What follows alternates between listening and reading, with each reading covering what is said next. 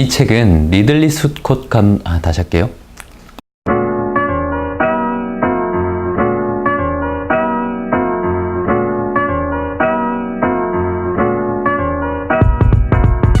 오늘 제가 소개할 책은 필립 K. 딕의 소설 안드로이드는 전기양의 꿈을 꾸는가입니다. 이 책은 리들리 스콧 감독의 영화 블레이드 러너의 원작 소설입니다. 2017년에 블레이드 러너 2049라는 후속편이 나왔습니다. 35년 만에 후속편이라니 어떤 영화길래 사람들은 이 영화를 그토록 오랫동안 기억하는 걸까요? 영화에 관심 있는 분들은 이 책에도 흥미를 느낄 것 같습니다.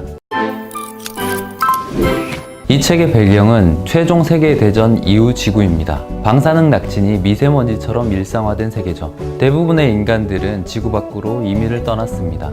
고향을 잊지 못하는 소수와 지적 능력이 떨어지는 특수인들만이 지구에 남아있죠.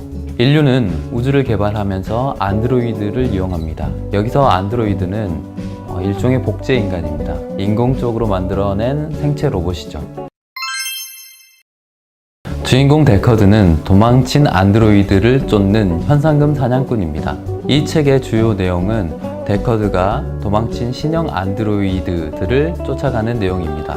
그 과정에서 데커드는 인간과 너무 유사한 안드로이드들에게 감정이입을 느끼게 되죠.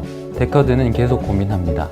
인간과 안드로이드의 차이가 무엇인지 말이죠. 이 책은 인간성에 관한 내용을 담고 있습니다. 소설에서 우선 주목해 봐야 할 점은 디스토피아적인 미래상입니다. 지구의 환경은 파괴되었습니다. 그리고 사람들은 지나치게 기술에 의존하죠.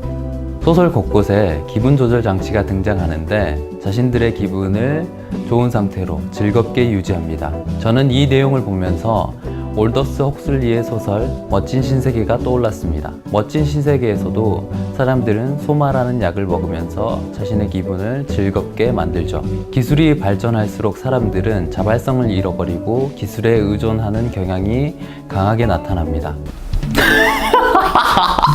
두 번째로 주목해봐야 될 점은 진짜와 가짜의 문제입니다.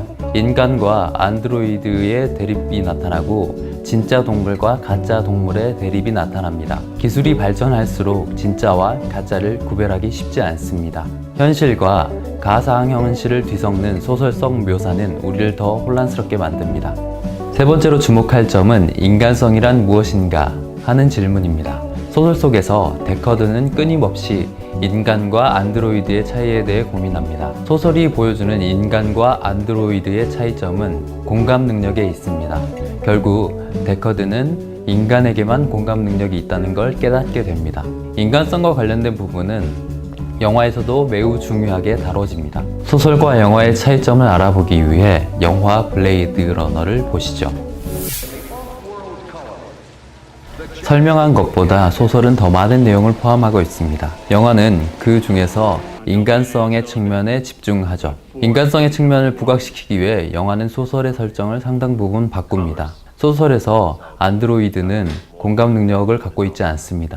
영화에서는 안드로이드에게 감성적인 능력이 있는 것으로 설정되었죠.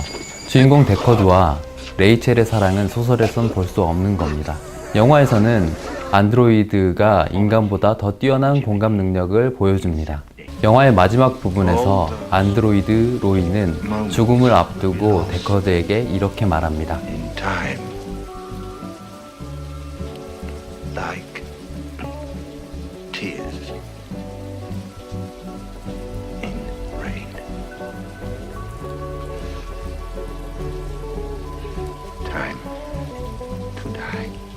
영화 속 로이는 그 어떤 인간보다 감성적입니다. 삶을 갈망하고 죽음을 두려워하며 동료애를 느끼고 자비를 베풀죠. 우리는 로이의 모습을 보면서 인간 존재에 대해 다시 생각하게 됩니다. 이해하기 쉬운 내용은 아닙니다. 우리가 평소에 인간성에 대해 고민할 일이 없기 때문이죠. 그런데 인간성에 대해 고민하게 만든 계기가 있습니다. 2016년 3월 알파고와 이세돌 바둑 구단의 대국이 그것이죠. 우리는 그 바둑 대국을 보면서 충격을 느꼈습니다. 심지어 두려움까지 느꼈죠. 언론에서는 이러다가 인공지능이 인간의 능력을 뛰어넘어서 인간을 지배하게 되는 것 아니냐라는 보도까지 나왔습니다. 지배에 대한 두려움에는 인공지능이 인간의 본질을 침범한다는 인식이 깔려 있습니다. 그런데 인간의 본질이 무엇일까요? 소설과 영화에서 중요하게 다루는 감성적인 능력, 그리고 지적인 능력과 창의적인 능력 등등을 이야기할 겁니다. 그런데 여기서 질문해봐야 될 것 같습니다. 우리는 얼마나 감성적인가요? 고향을 잊지 못하는